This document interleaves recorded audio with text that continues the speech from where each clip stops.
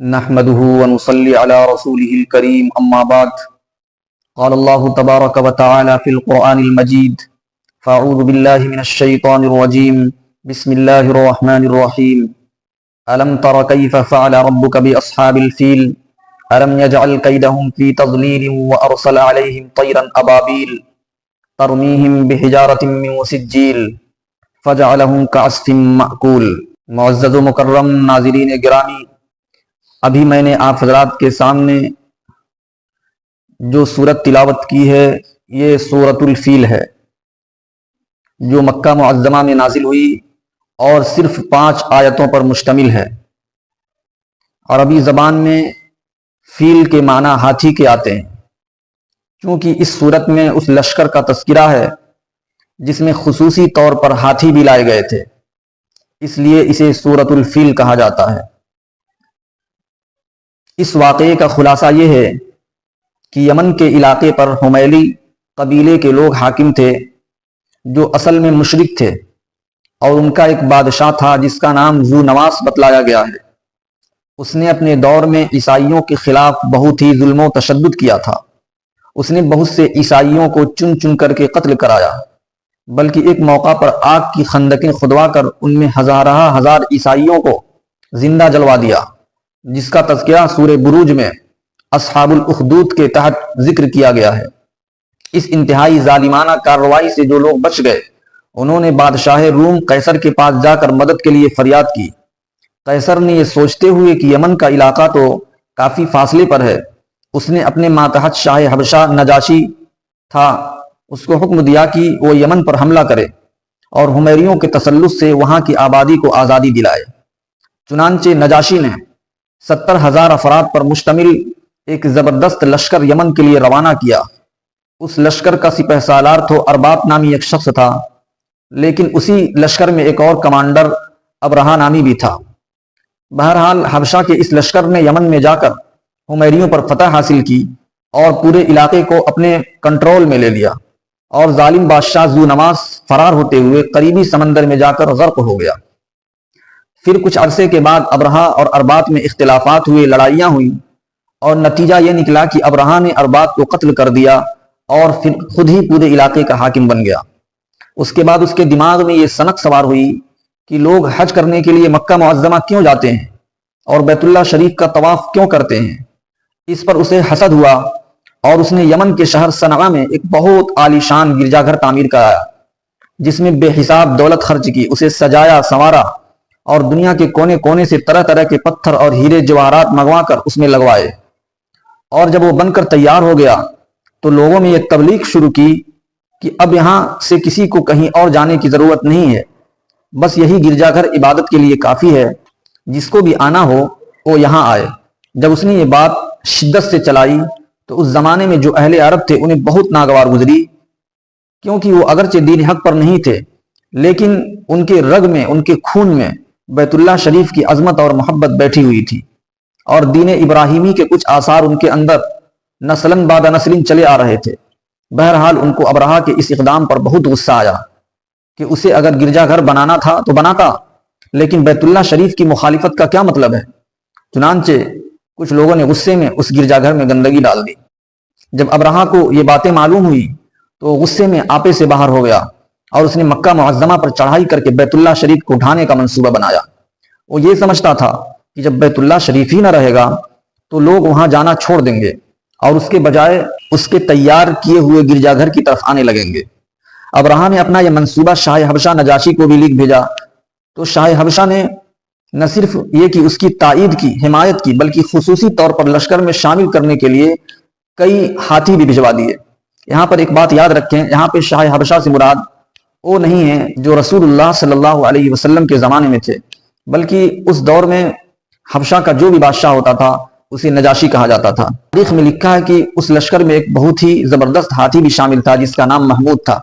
چنانچہ یہ لشکر جرار یمن سے مکہ معظمہ کی جانب روانہ ہوا۔ راستے میں کچھ عرب قبائل نے جمع ہو کر اس کو روکنے کی کوشش بھی کی، لیکن اللہ تعالیٰ کی مشیت کو جو بھی قبیلہ لشکر کے سامنے سے آیا وہ شکست سے دوچار ہوا، اور ابرہا ان قبائل کے سرداروں کو گرفتار کرتا رہا۔ یہ لشکر جدھر سے بھی گزرتا پورے علاقے پر اس کی دھاک بیٹھ جاتی تھی۔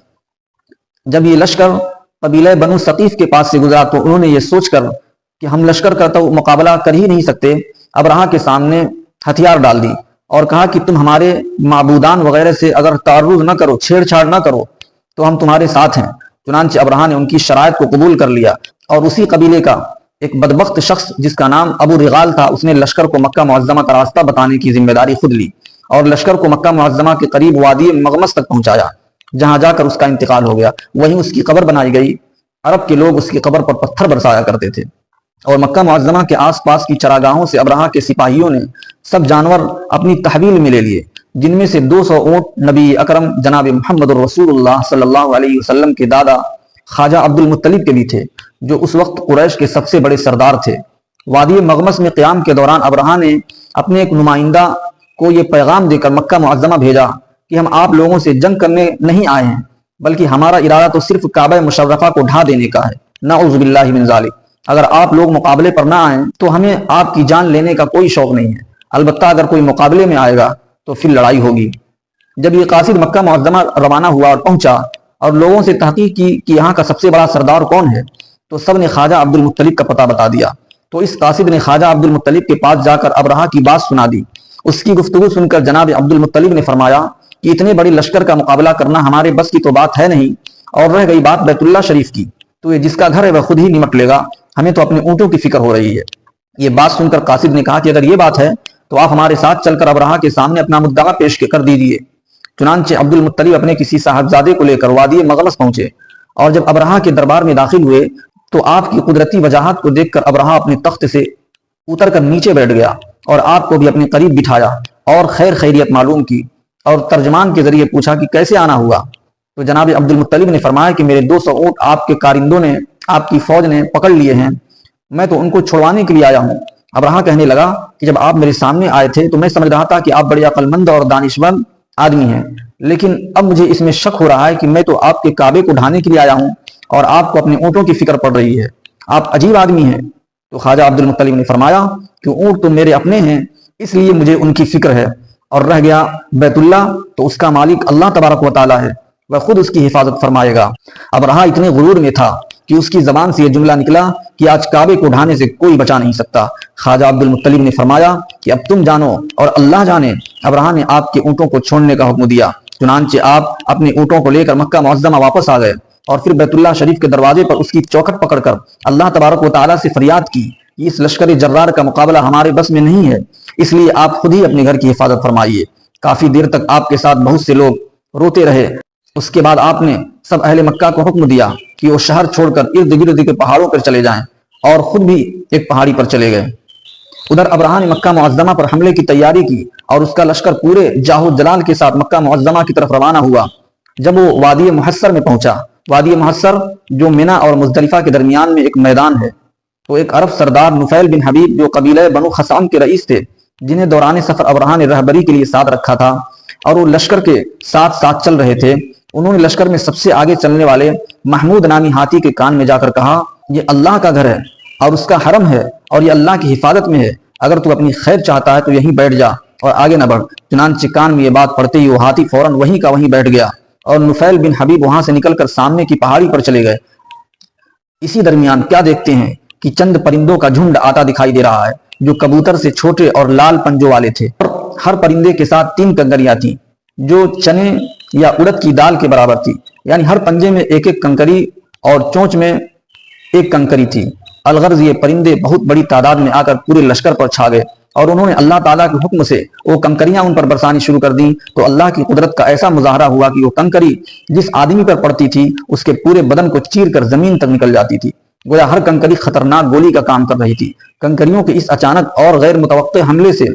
پورے لشکر میں بھگدڑ مچ گئی، کچھ تو اسی میدان میں جہنم رسید ہو گئے اور کچھ واپس بھاگے، تو جس کے بدن پر وہ کنکری لگ گئی تھی تو اس میں ایسی زہر پیدا ہو گئی کہ بدن ٹکڑے ٹکڑے ہو کر گرتا رہا اور خطرناک قسم کی خارش، پیپ اور مواد سے جسم بھر گیا۔ اور سب سے برا حال ابرہہ کا ہوا کہ اسے پکڑ کر واپس صنعا لے جایا گیا۔ یمن پہنچتے پہنچتے ابرہہ کا حال مرغے کی چوزے کی طرح ہو گیا، بالآخر وہاں پہنچ کر اس کا بدن پھٹ گیا حتیٰ کہ دل سینے سے باہر آ گیا، اور اسی عبرتناک حالت میں اس کی بری موت آئی اور وہ اپنے انجام کو پہنچ گیا۔ تو اس صورت مبارکہ میں یہی نقشہ کھینچا گیا ہے کہ جو مغرور اور بددین لوگ بیت اللہ شریف کو ڈھانے کے لیے بڑے بلند و بالا دعووں کے ساتھ آئے تھے، تو اللہ تعالیٰ نے ایک کمزور مخلوق سے کام لے کر ان کو رہتی دنیا تک کے لیے نمونہ عبرت بنا دیا۔ ان کنکریوں نے وہ اثر دکھایا کہ بڑے بڑے بم بھی ان کے سامنے کچھ بھی نہیں ہیں، بالآخر پورے لشکر والے کھائے ہوئے بھوسے کی طرح تہس نہس کر دیے گئے۔ اس طرح اللہ تبارک و تعالیٰ نے اپنے گھر کی حفاظت فرمائی اور دشمن کے منصوبے کو پوری طرح ناکام فرما دیا۔ اب رہ گیا مسئلہ کہ یہ واقعہ کب پیش آیا۔ یہ واقعہ سرور عالم حضرت محمد مصطفیٰ صلی اللہ علیہ وسلم کی ولادت مبارکہ سے صرف 40 دن پہلے پیش آیا کہ آپ کی ولادت مبارکہ ربیع الاول میں ہوئی اور واقعہ فیل محرم کے مہینے میں پیش آیا۔ چنانچہ آپ کی پیدائش کے وقت لوگوں میں